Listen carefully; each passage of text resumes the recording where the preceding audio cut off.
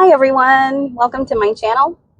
My name is Natalie Rose, and I was thinking today how good it feels to just feel great, to just feel happy. And when someone says, "How are you?" to say, "I'm great," and actually mean it, not so that they won't ask me more questions or get them off my back or just, "I'm fine," you know, just because that's a common response.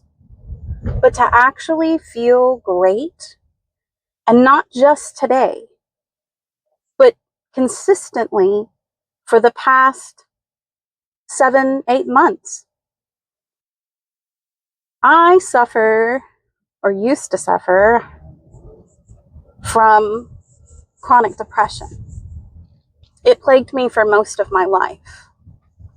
I can remember back even when I was a very small child, going through a traumatic childhood, just being depressed all the time.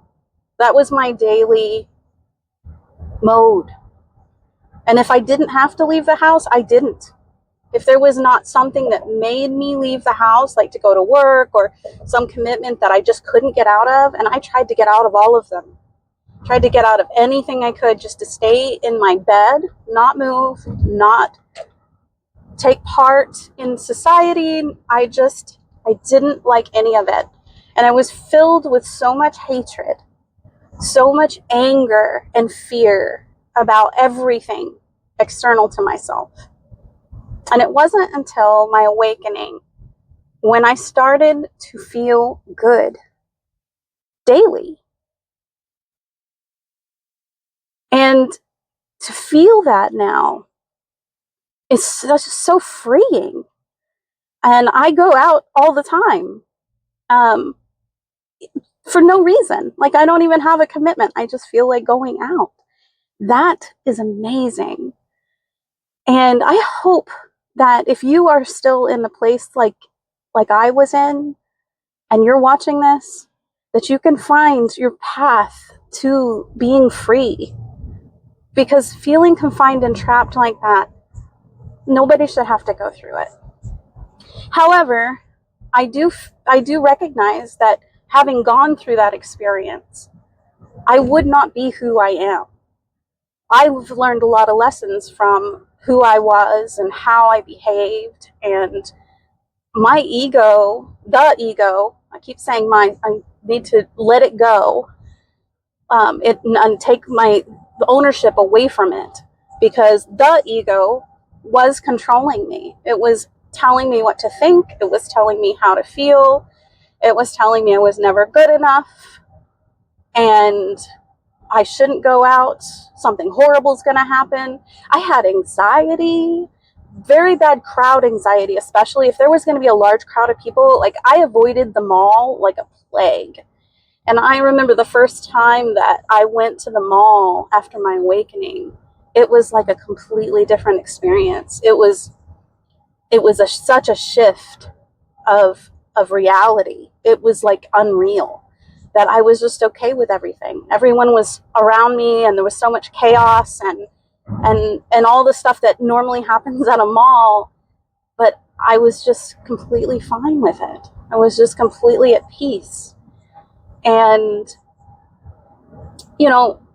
I've been thinking a lot lately about the fact that most people that I meet, I say most people, I shouldn't generalize like that, but a lot of people that I meet in a day, people that I just have, not people that I know well or anything like that, although they do it too, but a lot of people just complain.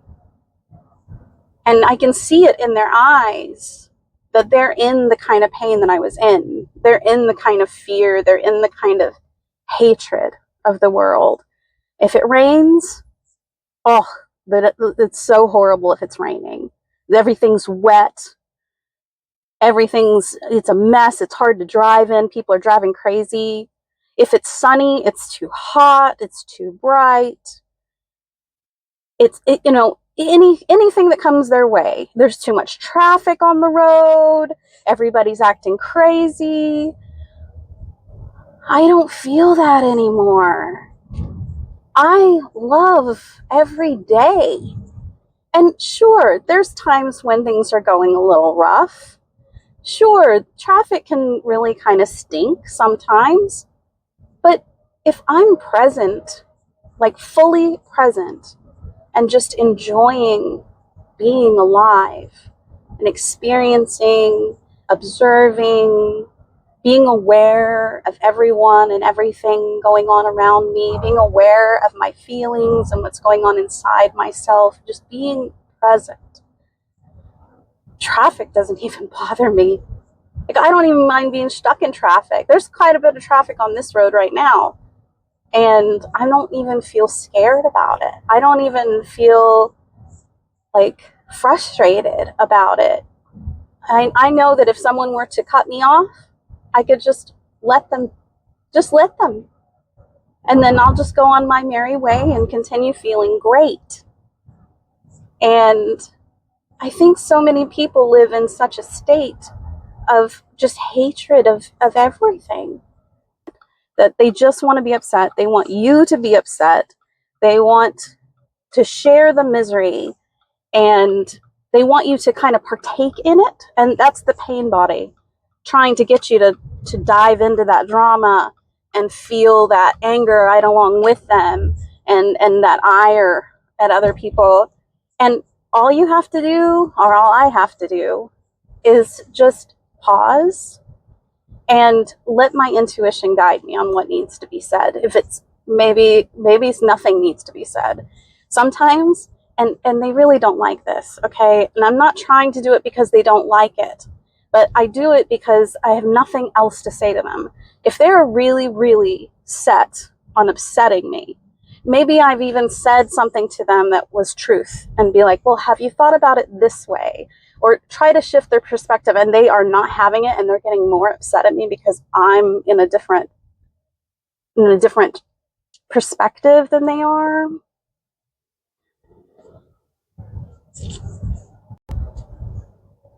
Then I just smile and I stop talking. Sometimes I don't even smile. If it's been kind of an icky interaction and I don't feel comfortable about it, I might just not even smile and just go silent. Just stop talking altogether. And although they hate it, that doesn't affect me. Their emotions are not my responsibility. And it is not my responsibility to get angry with them. And a lot of it, I used to be a people pleaser. I wanted everyone to be happy. I wanted everybody to like me. And so what I used to do when someone would continue that, is I wouldn't even try to tell them the truth. I would just go right along with it. Oh, that sucks. Oh, I hear you. And I'd kind of throw something in there, even if it wasn't something that I believed. And so the way I am now is so much more healthy. And being able to just go silent and not have to say anything, not have to please them, not have to care what their problem is. That has been so freeing, and is probably part of the reason why I feel so great, because I'm not letting their pain body irk up my pain body anymore.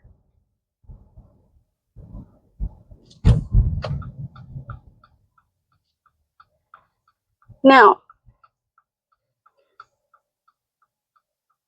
I was thinking what I really wanted to address in this video.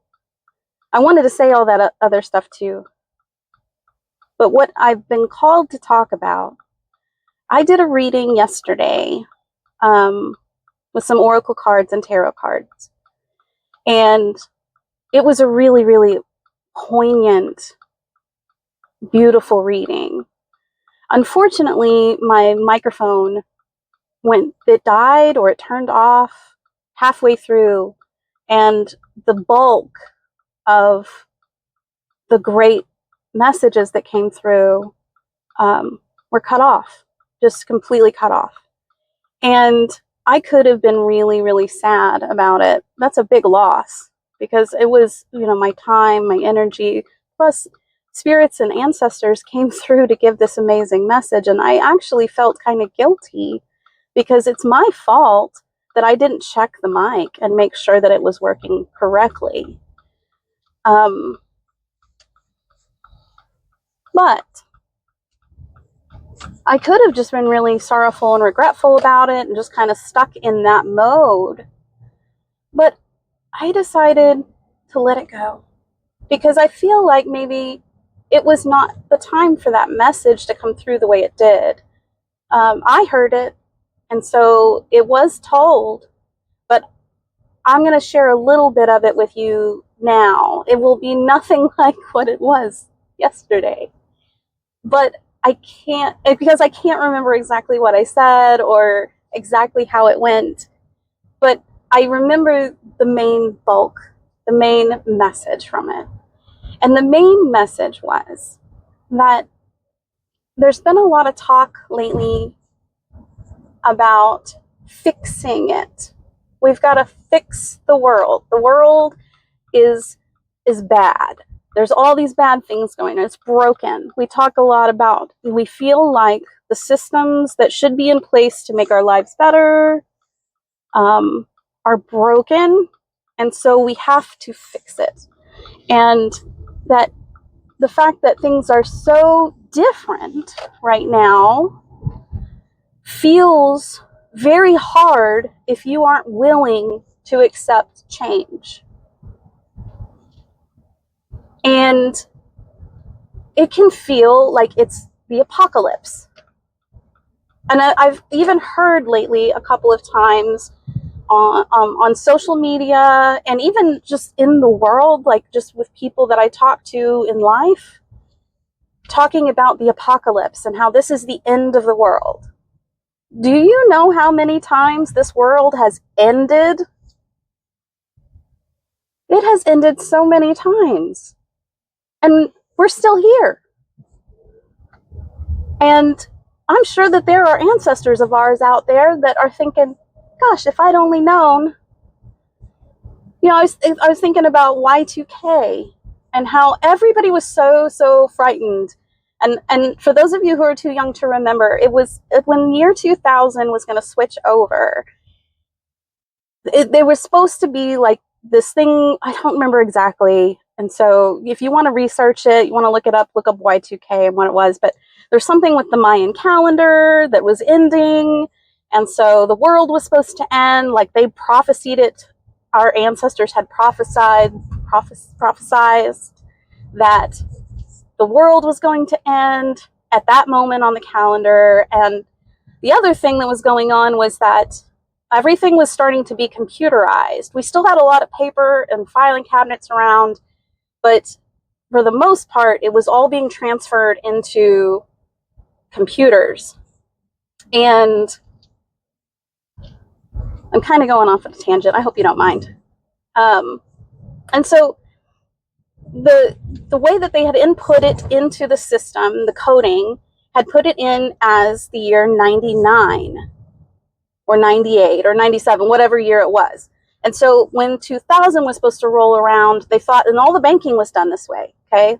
All the banking, all the systems that ran like power and the internet and everything was all done this way. And so they were afraid that whenever it switched over, that the computers, which were very rudimentary compared to what they are today, were just going to not be able to recognize anything anymore because it would just reset to zero.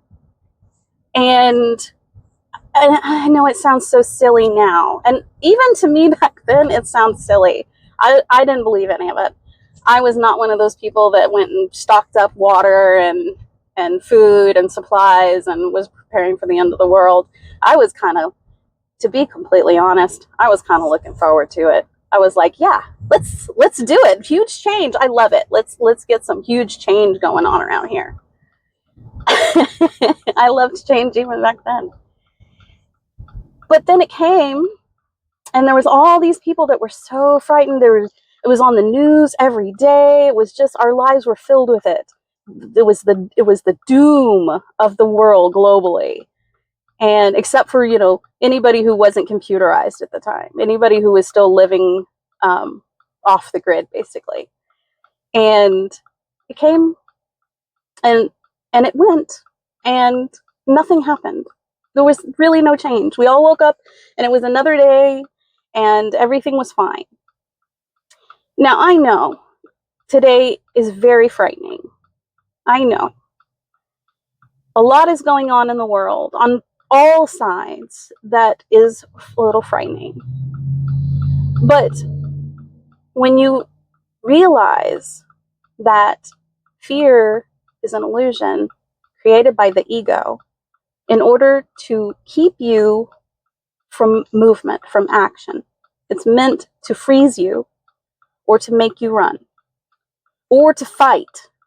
That's what ego tells us that it should do, that we should do, is run, freeze, or fight.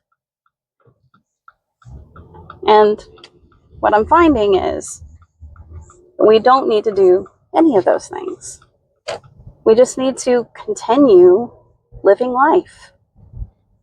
We need to accept the things that we cannot change, and we need to change the things that we can. And we may not be able to change, who is president, or change who is, controlling other countries. We may not be able to change, we can't change anything except for ourselves. All we can do is look at what we are doing personally in our own life and seek to change the things that aren't serving us and aren't serving others.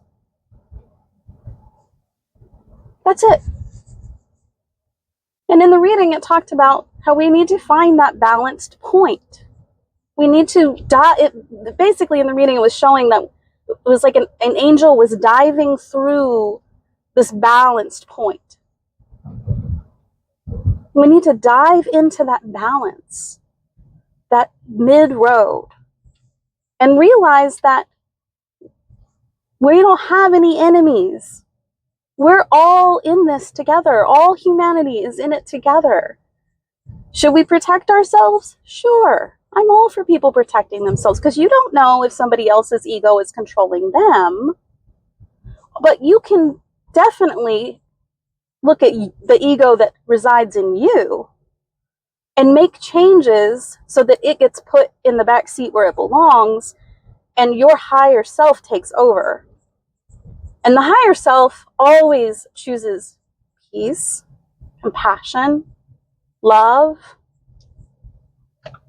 It can sometimes be firm about it. Assertiveness is definitely a higher power.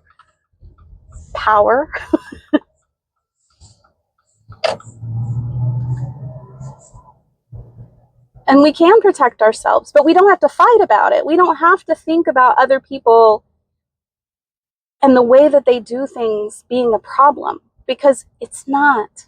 It's not our problem. It's their problem, right? If they think it's a problem, or if they haven't recognized if it's a problem, sometimes they don't recognize it. It still doesn't matter to you. To you. One of the greatest tips that I received along this journey was to make my world small. And the first thing I did to do that was to turn off all news apps on my phone. I mean, when I started, I was